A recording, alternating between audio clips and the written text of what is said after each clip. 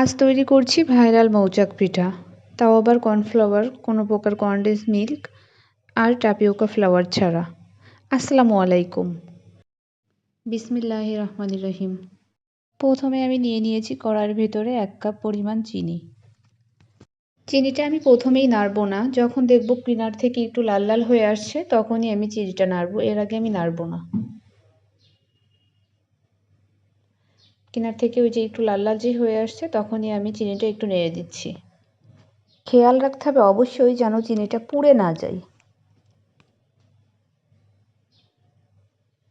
এই পিঠাটা আমি এর আগে বানাইনি, আসলে সবার বাসাতে সবসময় সব রকম উপকরণ থাকে না, তাই আমি আজকে কর্নফ্লাওয়ার, টাপিওকা ফ্লাওয়ার এবং কনডেন্স মিল্ক ছাড়াই তৈরি করছি, তাই ভাবলাম আপনাদের সাথে শেয়ার করি।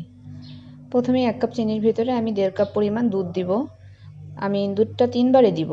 প্রথমে 1/2 কাপ দিলাম, তারপরে আবার নেড়েচেড়ে 1/2 কাপ দিলাম, আমি এরপরে আবার 1/2 কাপ দিয়ে দিব। এখানে 1.5 কাপের একটু বেশি দিয়েছি দুধটা আমি। পরিমাণটা ঠিক রাখবেন, তাহলে আপনাদের পিঠাটা অনেক সুন্দর হবে। ভিডিওটা আসলে একটু লং হয়ে গেছে, সব প্রসেস দেখাতে যে পুরোটা ভিডিও না টেনে দেখলে আপনাদের পিঠাটাও পারফেক্ট হবে।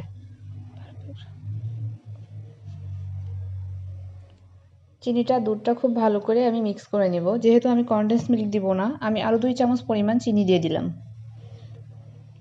এবার এটাকে আমি লো মিডিয়াম আঁচে মেল্ট করে নিব চিনিটাকে খুব ভালো করে। এবার আমি মেল্টেড বাটার দিয়ে দিলাম 1.5 টেবিল চামচ পরিমাণ।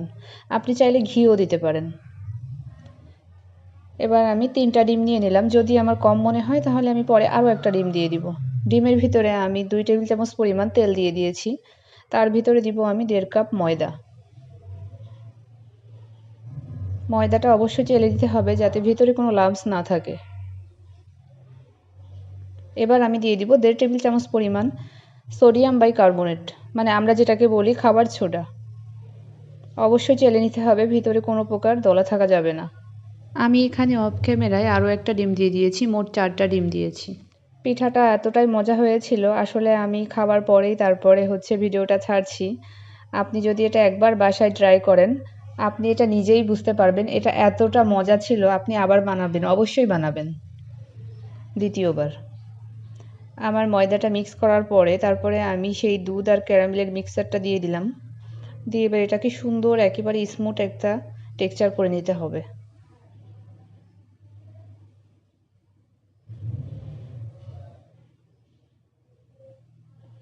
এটা এই ঘনত্বটা খুবই পাতলা হবে আপনার, একেবারে পাতলা একটা স্মুথ মানে কেকের মতো হবে না, আরও একটু পাতলা হবে। আমি আপনাদেরকে ব্যাটারটা করার পরে বুঝিয়ে দিব। আমি 1 চিমটি পরিমাণ লবণ দিয়ে দিলাম, মিষ্টির ব্যালেন্সটা এতে সুন্দর আসবে। মিষ্টি খাবারে অনেকেই লবণ ব্যবহার করে না, বাট আমি লবণটা ব্যবহার করি, এতে করে মিষ্টির টেস্টটা খুব ভালো আসে। আমার ভিডিওটা যদি ভালো লাগে অবশ্যই লাইক, কমেন্ট, শেয়ার করবেন এবং বন্ধুবান্ধব, ফ্যামিলির মানুষের মাঝে শেয়ার করে দিবেন। এত সহজভাবে ভাইরাল মৌচাক পিঠা কখনো দেখেছেন কিনা আমাকে অবশ্যই জানাবেন। মৌচাক পিঠা তো সবাই বানাচ্ছে আসলে অনেক অনেক ইনগ্রেডিয়েন্ট দিয়ে, কিন্তু আমি একেবারেই সহজভাবে আপনাদের মাঝে তুলে ধরলাম। আমি বুঝিয়ে দেওয়ার জন্য একটা চামচ দিয়েছি, দিয়ে আমি দেখুন বেটারটা একেবারে মানে দাগ কাটার সাথে সাথে দাগটা ঢেকে যাবে, এতটা পাতলা হয়েছে এটা। বিসমিল্লাহির রহমানির রহিম। এবার আমি একটা কড়াই নিয়ে তার উপরে আরও একটা কড়াই নিয়ে আমি প্যানটা বসিয়ে দিব, কেকের প্যানটা। এভাবে করে আমি মুখ আলগা করে 30 মিনিট আমি এটাকে জাল দিয়ে নিব।